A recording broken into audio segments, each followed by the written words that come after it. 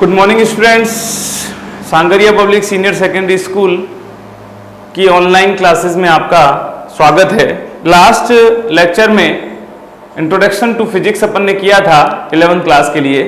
आज उससे थोड़ा आगे बढ़ते हुए अपन लास्ट लेक्चर में ये बता चुके हैं कि अपन फिजिक्स क्या है, फिजिक्स को शाखाओं के अंतर्गत क्यों पढ़ा जाता है, ये सब चीजें अपन कर चुके हैं। आज उससे आगे बढ़ते हैं। मैं फिजिक्स को डिफाइन करता हूं। अगर परिभाषा देनी हो, अगर आप ऐसे भौतिक विज्ञान किसे कहते हैं ऐसा कोई क्वेश्चन नहीं बनने वाला, पर अपने को पता होना चाहिए फिजिक्स क्या है, कौन कौन सी 11th की शाखाएं हैं उनको, जो मैंने बहुत सारी शाखाएं लास्ट वीडियो में आपको बताई हैं और आपने पढ़ी हैं। कौन कौन सी शाखाएं अपन 11th क्लास में पढ़ेंगे उनको डिफाइन करूंगा।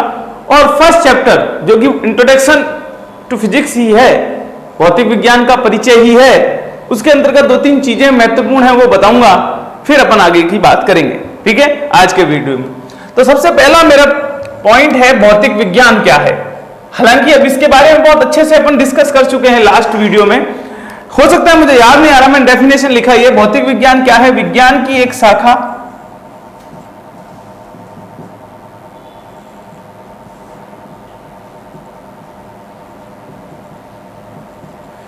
विज्ञान की वह शाखा जिसमें प्राकृतिक घटनाओं का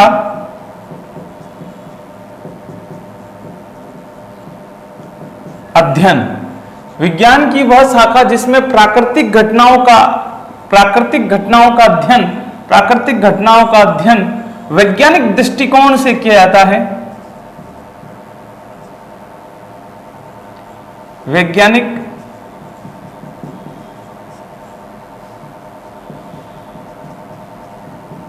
दृष्टिकोण से किया जाता है, क्या कहलाता है? भौतिक विज्ञान कहलाती है, फिजिक्स कहलाती है।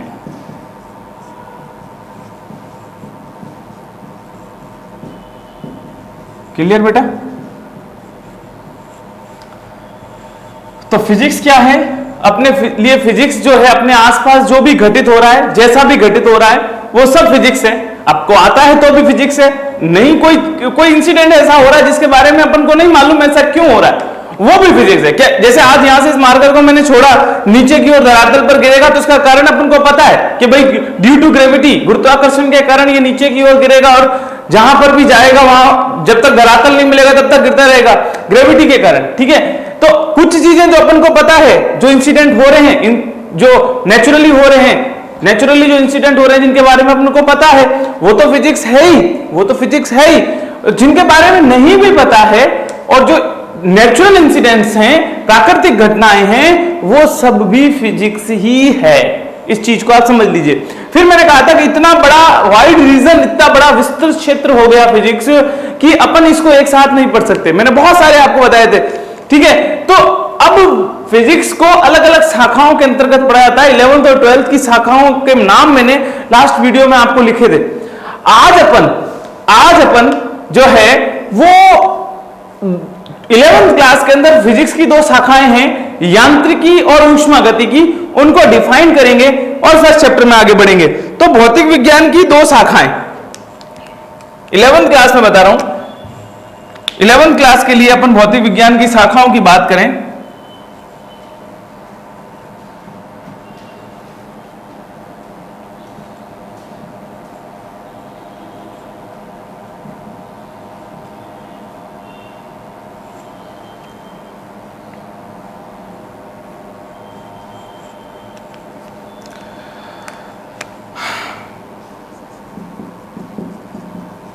भौतिक विज्ञान का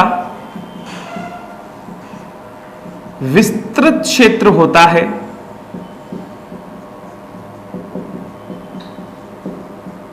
भौतिक विज्ञान का विस्तृत क्षेत्र होता है, अतः इसे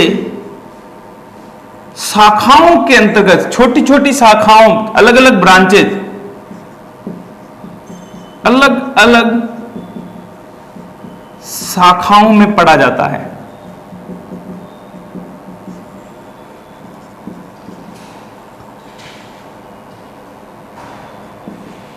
11th में भौतिकी की दो शाखाएं हैं। कौन कौन सी? पहला है यांत्रिकी और दूसरा है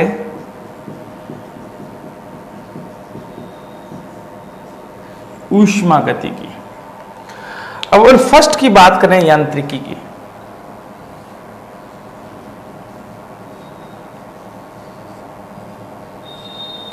यांत्रिकी किसे कहते हैं?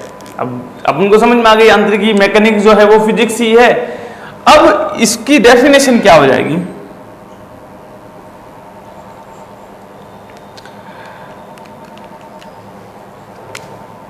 यांत्रिकी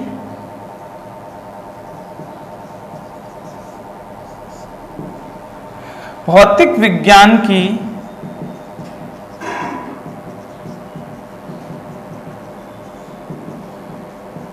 वह शाखा है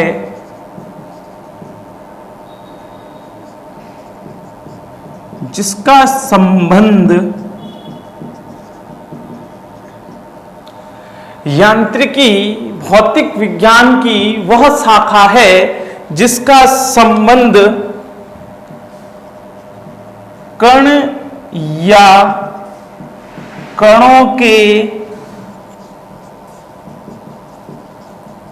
निकाय की गति, कण या कणों के निकाय की गति, उनके मध्य आरोपित बल, उनके मध्य आरोपित बल या बलों की संतुलन अवस्था से है। Mechanics is what? Mechanics is a branch of physics where we deal the motion of the particle or system of the particle. Motion किसकी? पार्टिकल की मोशन या पार्टिकल्स से जो एक सिस्टम बन गया है उनकी मोशन का अपन जो अध्ययन करते हैं वो मैकेनिक्स कहलाती है। अब उस अध्ययन, उस स्टडी के दौरान अपन पार्टिकल्स के बीच में फोर्स कितना लग रहा है, वो संतुलन अवस्था में है या नहीं है, किस प्रकार की गति कर रहे हैं, ऊर्जा कितनी है, गति के दौरान ऊर्जा बढ़ रही है कि घट रही है, कौन सी बढ़ रही है, कौन सी घट रही है, इन सब चीजों का डिटेल में जब अपन अध्ययन करते हैं तो वो फिजिक्स की ब्रांच कहलाती है यांत्रिकी। 11th की पूरी फिजिक्स ऑलमोस्ट जो है वो मैकेनिक्स ही है। 11th का टोटल जो भाग है वो क्या है बेटा? मैकेनिक्स ही है, यांत्रिकी ही है। ठीक है, अधिकतर पोर्शन में लास्ट के केवल 2 से 3 चैप्टर जो है वो ऊष्मागतिकी के हैं। तो दूसरी डेफिनेशन में डिफाइन करता हूं ऊष्मागतिकी।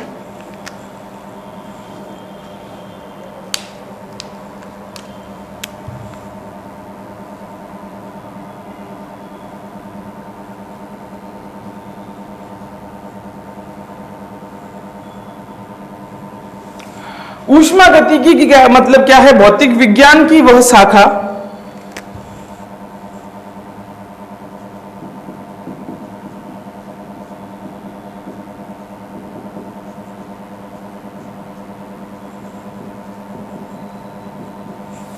भौतिक विज्ञान की वह शाखा जिसका संबंध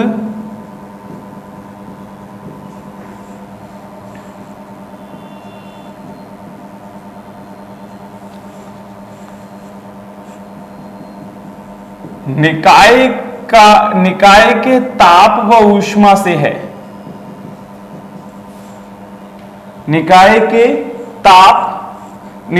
ताप व ऊष्मा से है।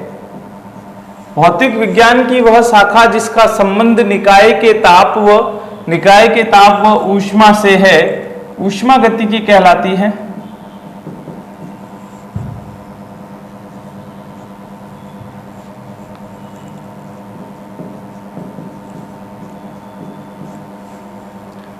यहां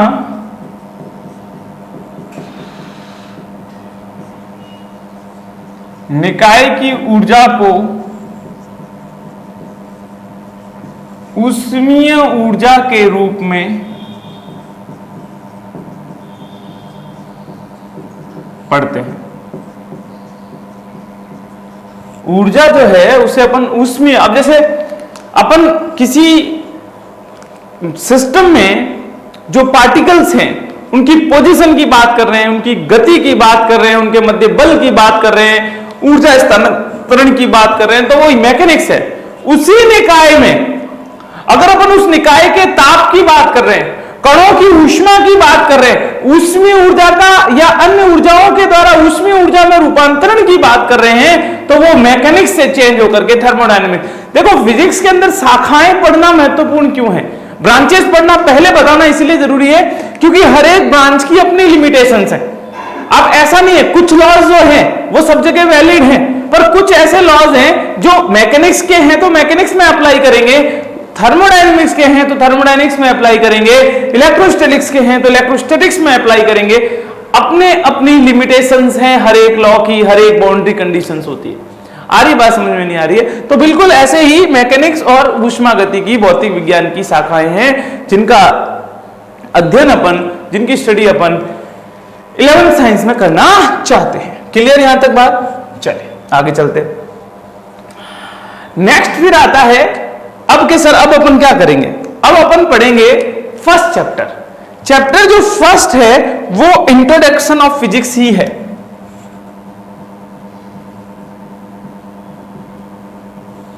आपको एक काम करना है, एनसीईआरटी सिलेबस है हिंदी मीडियम में भी, आपको फर्स्ट चैप्टर अपनी बुक का, 2 बुक हैं आपके, बुक फर्स्ट और बुक सेकंड है। फर्स्ट जो बुक है उसके अंदर फर्स्ट चैप्टर जो है उसमें कराने जैसा कुछ भी नहीं है।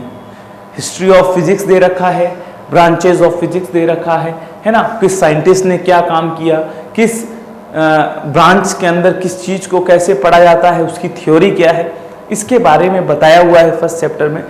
फिर भी कुछ महत्वपूर्ण चीज है तो first chapter introduction of physics के अंदर जो चैप्टर में पूछा जाने लायक टॉपिक है, पूरा चैप्टर आपको रीड करना है, अपनी बुक से करना है, फेयर कॉपी में करने की उसको जरूरत नहीं है।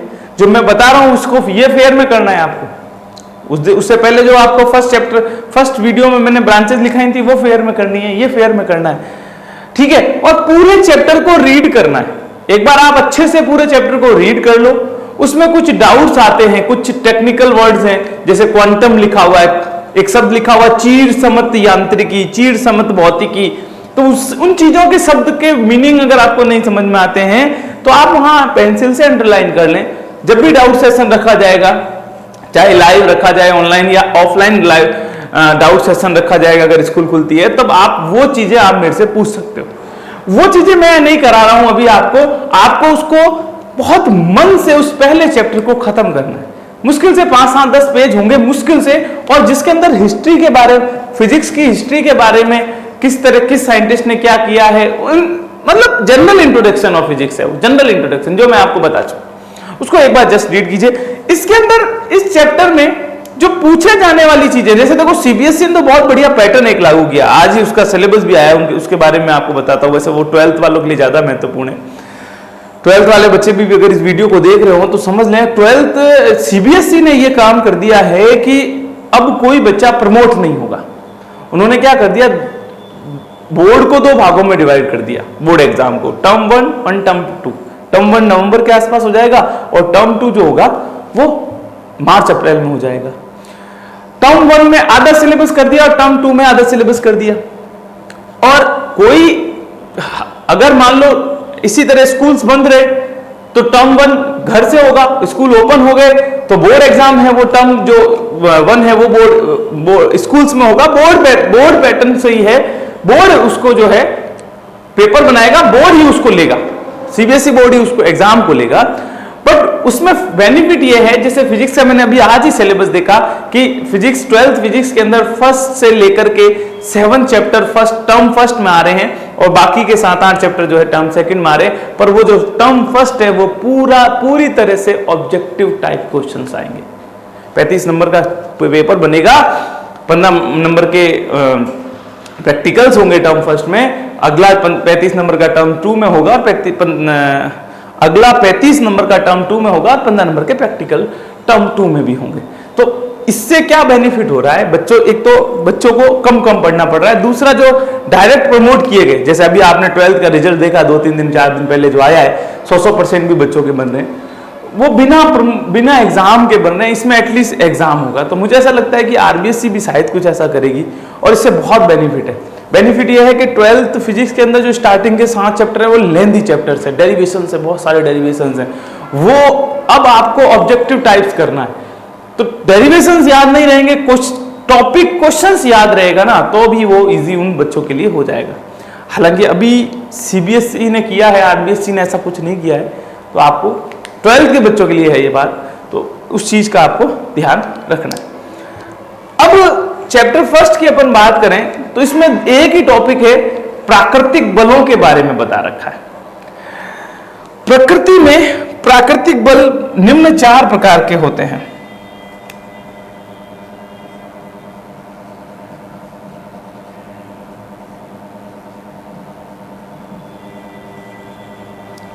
प्रकृति में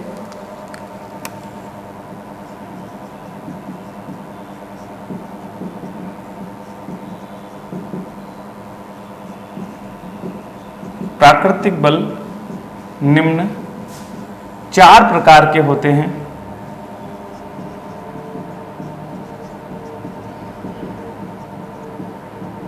कौन कौन से बल होते हैं बेटा, उनको समझिए। पहला प्राकृतिक बल होता है गुरुत्वाकर्षण बल।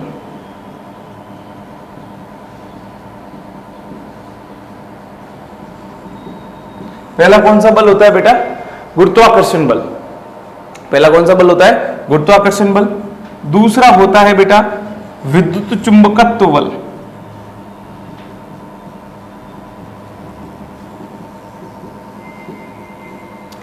तीसरा होता है बेटा दुर्बल नाभिकीय बल।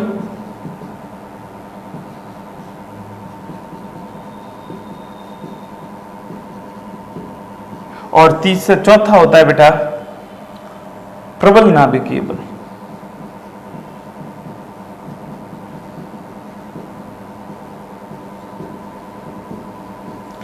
प्रकृति में ये 4 प्रकार के मूल बल या प्राकृतिक बल होते हैं। पहला है गुरुत्वाकर्षण बल, बहुत ही वीक फोर्स होता है। दूसरा है विद्युत चुंबकत्व बल और तीसरा है दुर्बल नाभिकीय बल। चौथा है आपका प्रबल नाभिकीय बल। ठीक है, अब अपन इन सब को डिफाइन कर देते हैं और चैप्टर फर्स्ट खत्म हो जाएगा आपका।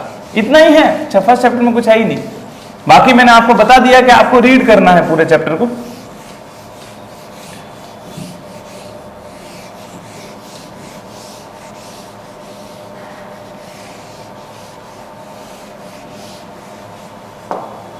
चलिए, सबसे पहला आता है गुरुत्वाकर्षण बल।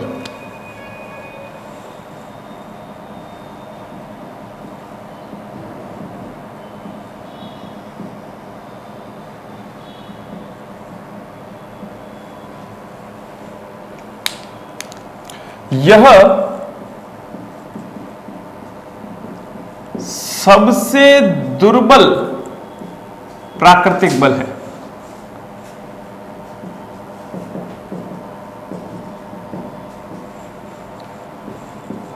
यह सबसे दुर्बल प्राकृतिक बल है। न्यूटन के अनुसार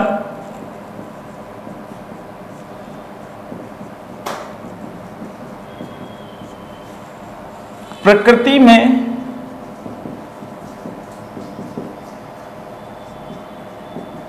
प्रत्येक कण, न्यूटन के अनुसार प्रकृति में प्रत्येक कण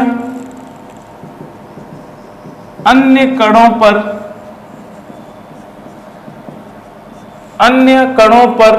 कणों पर बल आरोपित करता है,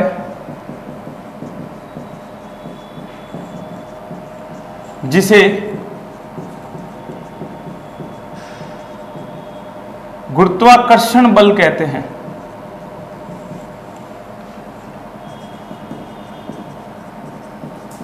जिसे गुरुत्वाकर्षण बल कहते हैं। ठीक है।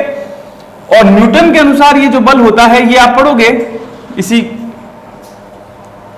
11th क्लास के अंदर, इस 6 चैप्टर के अंदर गुरुत्वाकर्षण चैप्टर है, उसमें आप पढ़ोगे इसको। F की जो वैल्यू होती है G m1 m2 upon r², मतलब हर एक पार्टिकल दूसरे पार्टिकल पर फोर्स लगाता है। ये दो मार्कर है तो आपस में इनके मध्य भी बल लग रहा है। फिर क्वेश्चन ये उठता है कि सर अपन को महसूस नहीं हो रहा, क्यों महसूस नहीं हो रहा? उस चैप्टर में अपन डिटेल में पढ़ेंगे, क्योंकि जी का मान जो होता है वो बहुत ही कम होता है, इसलिए दुर्बल, बहुत ही वीक फोर्स है ये, बहुत ही दुर्बल बल है। दूसरा आता है विद्युत चुंबकीय बल।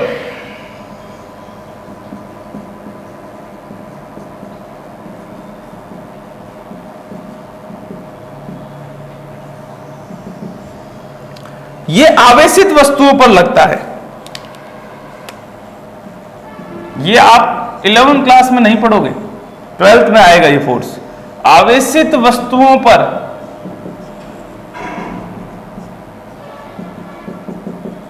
आरोपित बल विद्युत चुंबकीय बल या विद्युत चुंबकत्व बल कहलाता है।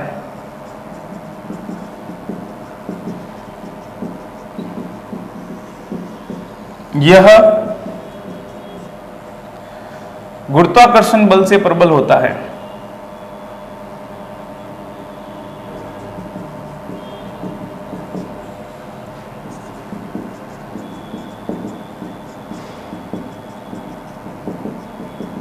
ये क्या होता है? गुरुत्वाकर्षण बल से प्रबल होता है, और इसकी वैल्यू होती है F = μ0.4 पाई m1 m2 अपॉन r²। जो आवेशित कण है, चुंबक वगैरह है, पोल्स वगैरह है, उनके मध्य यह बल कार्य करता है। तीसरा है बेटा दुर्बल नाभिकीय बल।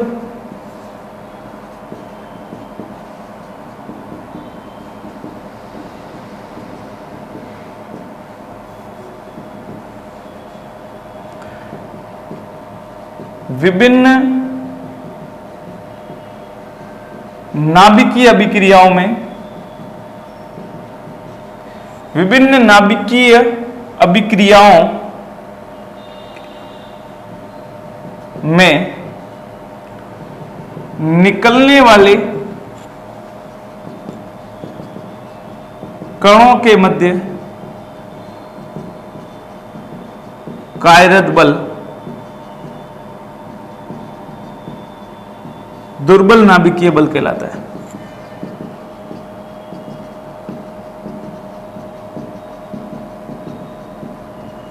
जैसे आपने रदरफोर्ड एक्सपेरिमेंट पढ़ा है, रदरफोर्ड एक्सपेरिमेंट में जो अल्फा पार्टिकल्स, रदरफोर्ड एक्सपेरिमेंट्स में जो अल्फा पार्टिकल्स की बौछार जो की जाती है गोल्ड फॉइल के ऊपर, तो उससे रिपल्सन होता है या वो स्कैटर्ड उससे हो जाते हैं, उस दौरान जो बल लगता है वो दुर्बल नाभिकीय बल होता है। और लास्ट फोर्थ है प्रबल नाभिकीय बल।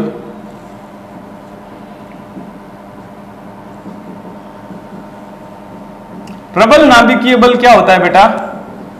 नाभिक में स्थित न्यूक्लियन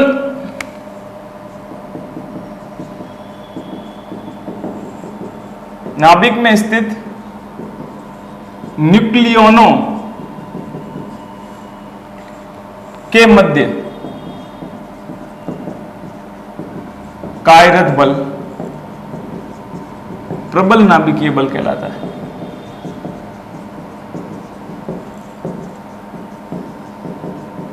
सबसे प्रबल होता है ये प्राकृतिक बलों में, बहुत अल्प दूरी के लिए सबसे प्रबल होता है नाभिकीय बल, ठीक है, सबसे ज्यादा होता है नाभिकीय बल, परंतु इसकी परास बहुत कम होती है। मतलब बहुत जो नाभिक के अंदर जो पार्टिकल्स हैं, जो प्रोटॉन और न्यूट्रॉन्स हैं, उनके बीच में ही नाभिकीय बल लग सकता है। नाभिक के बाहर ये प्रबल नाभिकीय बल कार्य नहीं कर सकता, परंतु इसका मान जो होता है ये बहुत ही अधिक होता है, बहुत ही अधिक होता है। ये चैप्टर फर्स्ट बस इतना ही है, बाकी का आप खुद रीड करोगे, जो डाउट होगा वो डाउट सेशन में अपन क्लियर करेंगे, फिर अपन सेकंड चैप्टर नेक्स्ट वीडियो से स्टार्ट करेंगे। Thank you.